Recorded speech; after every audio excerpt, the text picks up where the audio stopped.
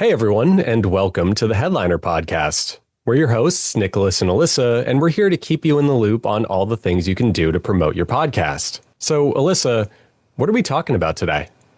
Yeah, so interestingly enough, this entire conversation is going to kind of stem from a response we got on a social media post, funnily enough. Okay. And what is this post? Yeah, so the gist of it is basically we kind of were actually just doing a follow up to our last podcast and also blog post. So it was just talking about really podcast discovery on social media. And it's a little long, so I won't read the entire thing out. Mm-hmm. But anyways, one of our followers, which by the way, if you do not follow us, Headliner app on all social media platforms, we're pretty awesome on there. So just a quick little plug.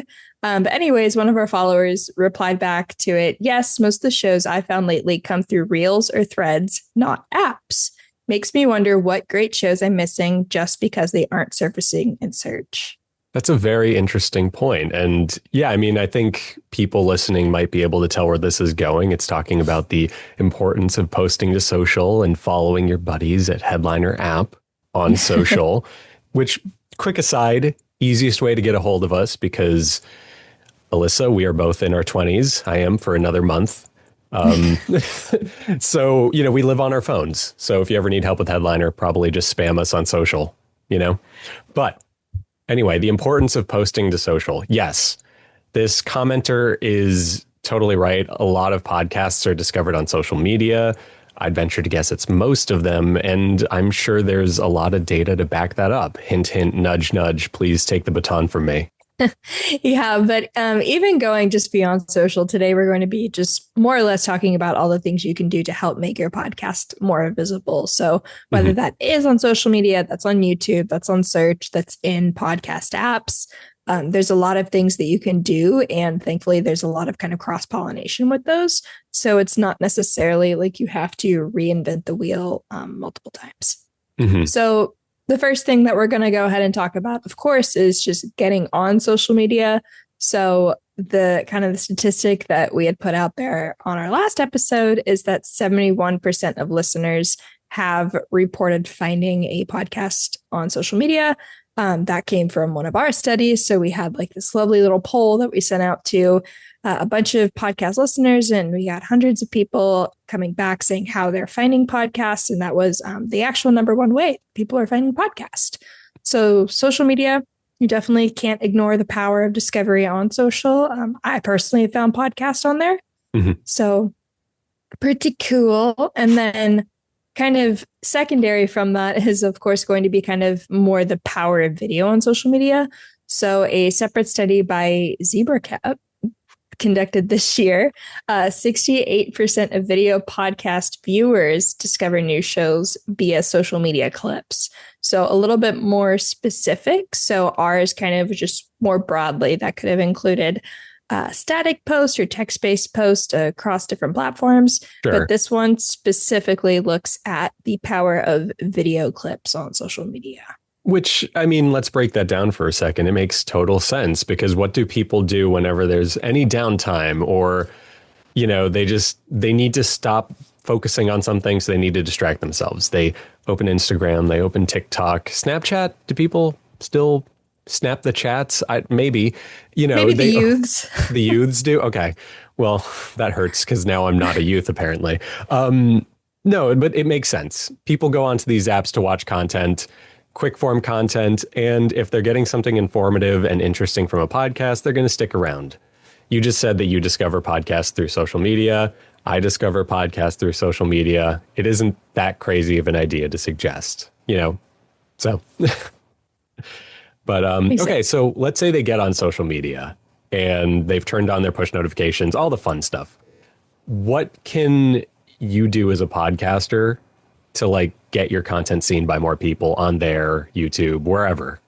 Yeah, so social media and YouTube, that's going to be a little bit different. So social media, it's going to lean more into engagement. Algorithms do tend to kind of push content that performs well and drives engagement. So whether that's going to be viewer retention, people commenting back, those are kind of the things you can do on social media. So having a clip starting off with like the most interesting bit. It's going to get people in the door. That's kind of going to be one of your easier ways. Or if you're not doing video, having more like thought-provoking content. So maybe having people, or excuse me, encouraging people to write back or do something. Just a clear call to action on social media is going to help you out there. In regards to YouTube, this is going to kind of just segue into our next kind of point. So ensuring that you're having kind of smart titles and descriptions. So similar to your actual show title and your show notes, these are going to kind of go hand in hand. So of course you can just kind of copy and paste a little bit, ensuring that your title and your description is going to have those keywords in it. Sure. Oh, excuse me. I need to cough. No, go ahead. In the meantime, I will say one thing. You're talking about YouTube titles, and that absolutely applies to social media too. You don't have to put the title in your description necessarily, but like one thing that we always encourage people, and we used to call it the meme template at Headliner, like internally, is you make these videos and then you just have the title right on the top of it. You know, you still do the same basic thing. You still put your keywords there. You still appeal to people's emotions. You said talking about kind of thought-provoking stuff that gets people to reply. At its base, what you're trying to do is you're trying to appeal to some human emotion. Be it a happy emotion where someone reads your title and they're like, I agree with this sentiment, or you challenge something they believe in and they go, well, what is this person talking about? Let me stick around. And yeah, titling a YouTube video in a interesting way, or your social media post, just slapping a title in there, and not just slapping a title in when you're making the video, but maybe using, TikTok and Instagram's in-system titler to do that can help, because you're indexing that information. That's data that these apps are going to have. So just stuff to keep in mind there.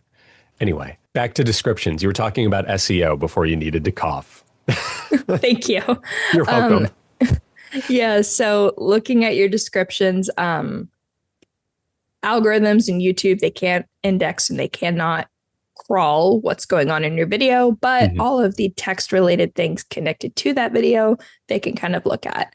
And so I'll just go into my stat. 52% of podcast discovery is happening on YouTube, 27% through search. So that's going to kind of be your SEO friendly stuff. Once again, looking at like going into Google, typing in comedy podcast or something, probably something a little bit more intentful than comedy podcast. No. I do that. I don't do it on Google. I do it on DuckDuckGo, but I do type comedy podcast. Yes. Yeah. Yes. And that study, was out of Sound Profitable, and then kind of following up with one from Buzzsprout.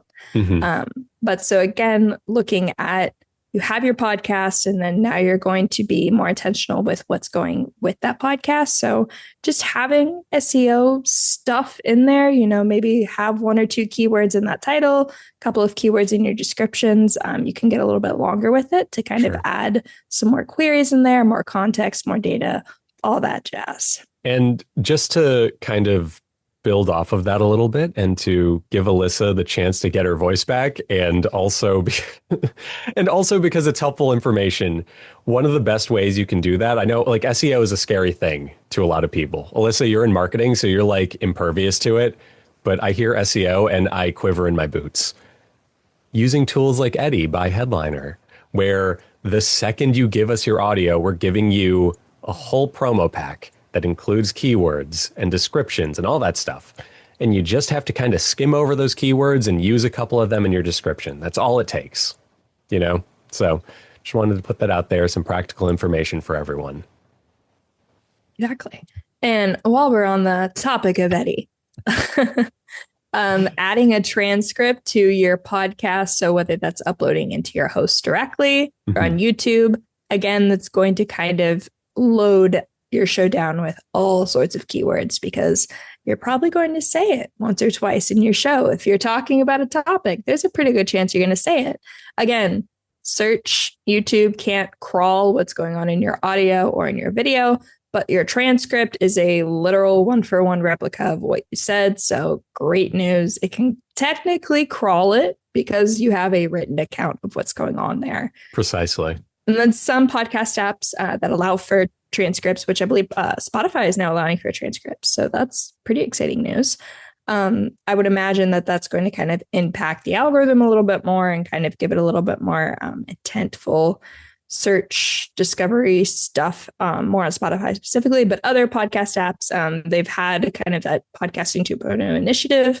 They've had the transcripts in there, so they're going to have a little bit better kind of search like discovery in those apps. So having your transcript is going to make it a little bit easier for your show to be discovered on those apps more specifically. Mm-hmm. We'll get back to Spotify in just the next bullet, actually, but I do want to add one little thing there also.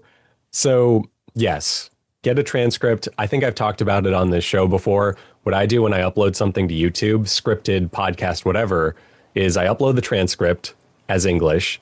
And then on YouTube, they have like multiple versions of English that I then go in and I add the same transcript. So it's Canadian English, it's British English. And I haven't changed the content. I haven't like put a U in the word color, for example. But, you know, I haven't changed the letter Z to Z or anything. But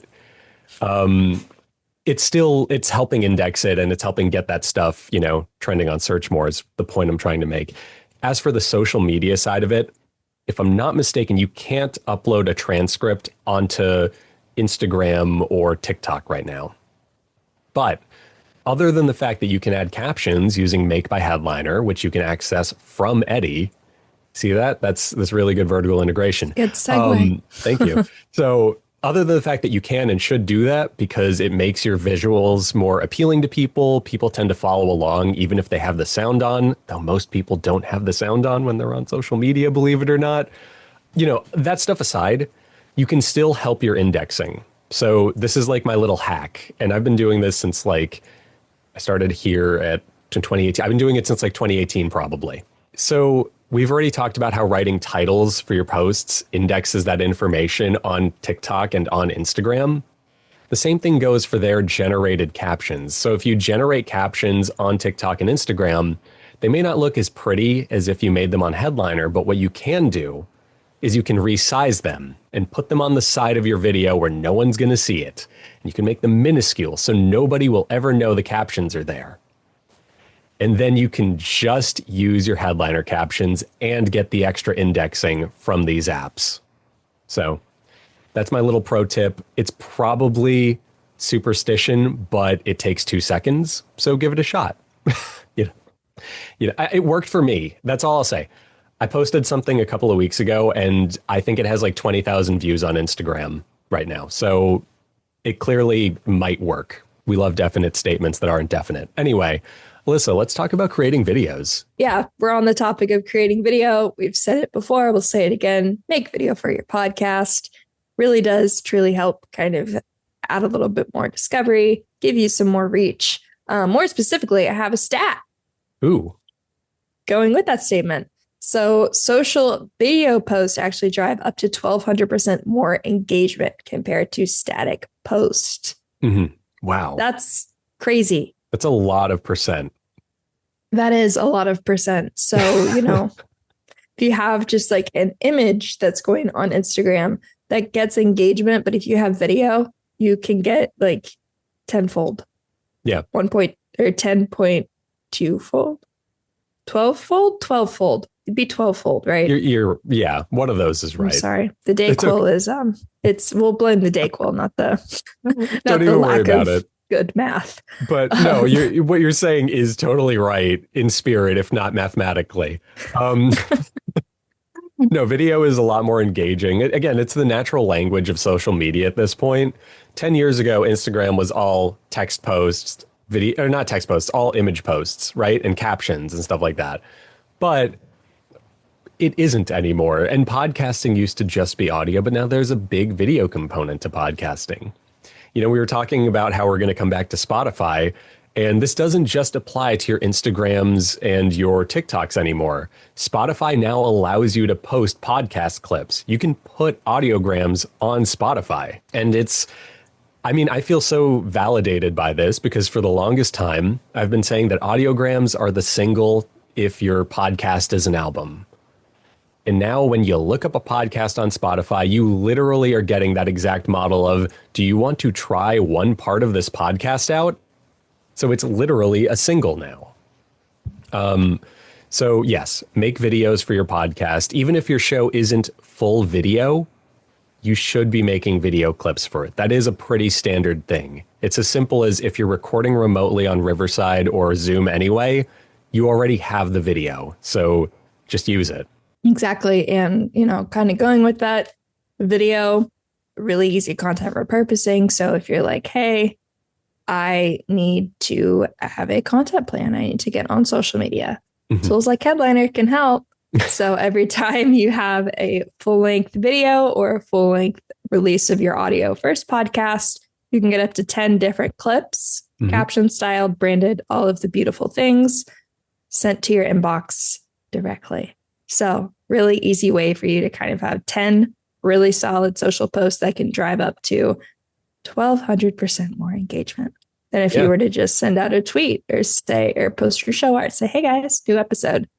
Really easy way to kind of boost that up, get more discovery, get more visible on all of the platforms and all of the things. Precisely. And tangentially, I'd love for us to do a study where we actually compare that, where we tweet out, yo, I have a new podcast out, and see how much engagement it gets, versus an image of, yo, I've got a new podcast out, versus a video. Just saying, if you ever want to do a study, Elissa. We could very well do that, I have the power to do that. Yeah. Okay, cool. All right, cool. So what else can we do? I mean, it kind of sounds like what we're talking about is setting up a content strategy, using Headliner to, in as few steps as possible, get the most out of what you're already doing for your podcast, which is recording and editing it. And yeah, I'd love to know, like, what else is there? Social media sounds covered. Yes, social media is very well covered. And if you want to learn more about social media, just click the back button and go listen to our last episode, because it talked all about podcast discovery on social media. Precisely. Fun stuff. But kind of the last thing, so we're talking about what can you do to make your podcast more visible, optimizing your content, doing all of the things, making a website. That's one of the easiest ways to kind of control your web presence in a more kind of direct way. So especially the more kind of web pages you add. So if you're adding your transcripts or if you're creating blog posts, whatever, you're kind of increasing all of that data, all of that content. So you're going to kind of rank a little bit higher. But it's just such an easy win for organic search or just larger kind of like SEO queries, that kind of stuff. Having a podcast Google can kind of index your podcast now. It's okay. You can typically figure out like podcast, but you're normally like the person's going to have to type in like Headliner podcast, and then the podcast will come up on the side. Sure. But if they're not typing in the word podcast, having a website or a web presence of some type is going to help you in the side where people are looking and they're clicking on the links. Tools like Podpage, really awesome ways to kind of help podcasters very specifically build a web presence using, again, what they have, their podcast. And then I'm sure also like the type of stuff you would be posting on your web presence, right? It doesn't have to be these huge, immaculately crafted blog versions of your episode. If you're doing an interview, you can literally just post the interview's transcript there, I'm sure. Or if you have a key takeaway, it can be as simple as taking your episode you've just finished editing while it's fresh in your mind and writing 200 to 300 words on it. You know, a more built out version of your show notes could work for all we know. And also, I think a lot of podcasters, they do podcasting in conjunction to a business or some other thing that already has a web presence. So it might be as simple as just making a category on your website for your podcast and doing some of these things there. And not only are you building your podcast out at that point, but you're building out your like main thing also. So yeah, stuff to consider. Yeah. Cool. But that's kind of what I got. So we just wanted to give like 5 really easy things that podcasters can do to help build your show's visibility. And Also, on top of that, on top of all the practical stuff, I just want to underline the fact that this was all inspired by a comment. I just want to Yeah. like bring things full circle. You know, we care here at Headliner. We read the comments, we talk about the comments, and you should just follow us on social media because again, if you need help with something, it's like the easiest way to get a hold of us. We might not record a whole podcast episode for you, but you'll get an answer, you know. Somebody will respond back. Yes, somebody will respond back. Exactly. So, on that note, thank you for listening. We hope this helped you. Even if you knew a lot of this stuff, hopefully it just kind of reminded you of the importance of some of them that maybe you need to lean into, or maybe you want to try and lean into. So, yeah, until the next episode, thanks for listening.